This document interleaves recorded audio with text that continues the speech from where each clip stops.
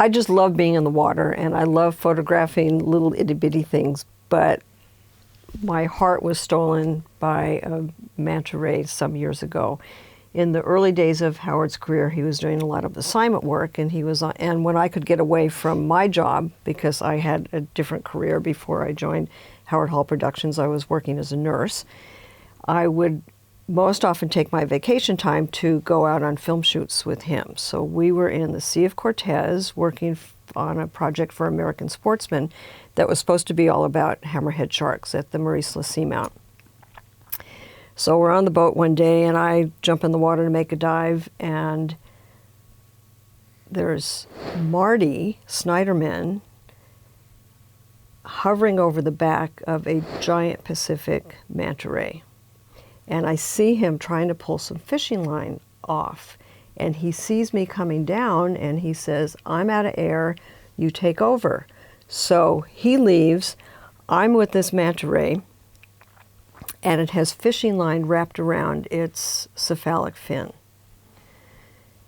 So I start tugging on it, and it's flinching because it hurts. I mean, if you've got a cut on your hand and somebody starts mashing on it, you're going to pull your hand away because it hurts. But I thought, this fishing line is just dragging, and it's just not going to be healthy for this ray, because they use their cephalic fins. They typically unfold them and use them to scoop food towards their mouth.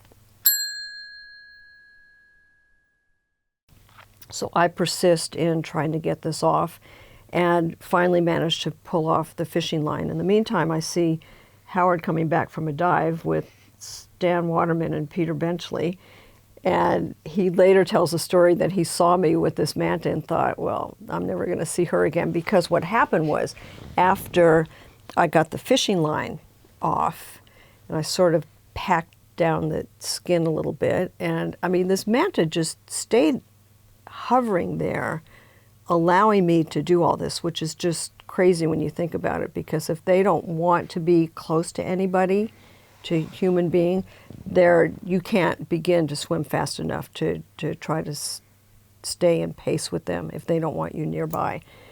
And yes, it's not right in many people's minds to touch the marine life and to touch a manta ray. This was in August of 1980. It was before it became popularized and a lot of people were doing it, and so therefore before the rules were sort of established that you don't touch mantas.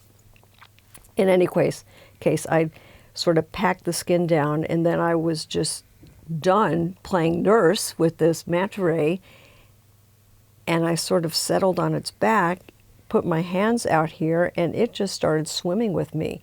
Not swimming really fast, like shaking, trying to get me off, just taking me on what I call a magic carpet ride. So we start out under the stern of the boat, and we're going, and this was before the age of computers that you wear on your wrists, where I could maybe have monitored my depth, but I realized that we're going down because I'm needing to clear my ears.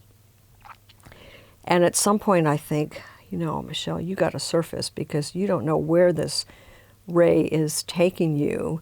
And I knew it was sort of late afternoon, and it was going to be getting dark pretty soon if I couldn't find my way back to the boat myself.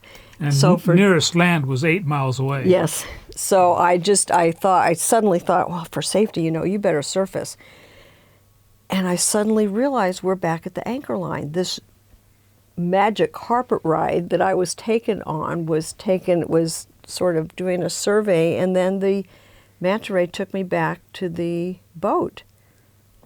It was just an unbelievable experience. It was as if it was saying thank you for helping me. I got back on the boat. Howard talked about having seen me and thinking, I'm never going to see this woman again. But here I am back on the boat. It was, I think, the last dive of the day, but we got back in the water the next day, and that manta ray came back, and for 3 days swam with our crew. All of our crew members who cared about getting in the water with it were able to do so. It was just amazing experience. So, but we're down there to make a film about hammerhead sharks, and we ended up making another film about manta rays, about this manta ray as well. But at some point, Howard, as director of the film, pulled the plug, said, we got to go. We've got other things that we need to film for this film. So we pulled anchor, left, go to another dive site for a couple days, came back, and Granddad, which was the nickname we'd given for this big manta, came back to see us again. He was a solid 18 feet from wingtip to wingtip. He was probably the biggest ray I've ever seen, but he was huge. And we called him Granddad because not only because of his size did we assume that he was pretty old, but his eyes sort of had a cataract look to it, like cataract over. So we just decided that he was probably pretty old and gave him the nickname Granddad. And we know it was a male because you saw the clasp. Yes. Yes. What'd you do with the fishing line? I think I just wrapped it up and must have stuffed it in my BC pocket.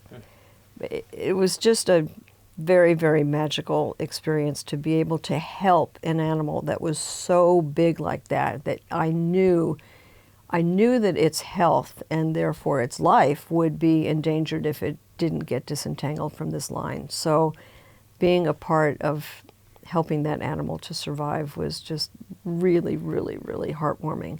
And ever since then, I've just had a special place in my heart for manta rays. It was so enthusiastic for having humans interact with it that we'd go in the water and it would swim over between us and the bottom.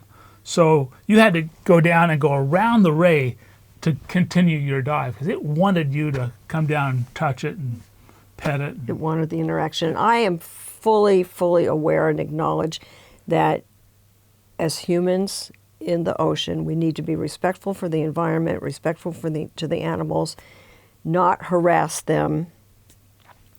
Mantas can be so desirous of the interaction that if you've got a lot of divers in the water, it can turn into what seems to be a harassing situation. So I am very supportive of the guidelines to not touch and not chase, because that can clearly happen.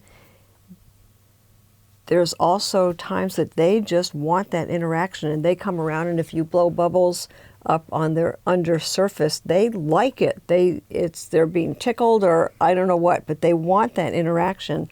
So as humans, I believe that we do need to be careful and be respectful. On the other hand, there's something about that symbiotic relationship that can be developed between a human and a manta ray or a whale shark or a turtle that benefits both species, I believe. Well, when they're nudging you for attention, that's right. It's pretty clear. That's right. And this guy just kept coming back over and over and over again. Clearly wanted to interact with us. And when we finally left El Bajo Seamount and headed back, he was still there. He was waiting for us to come back in the water. Yep. You want to explain to him. You want to explain, I'm sorry. Thank you for the interaction. Thank you for the friendship.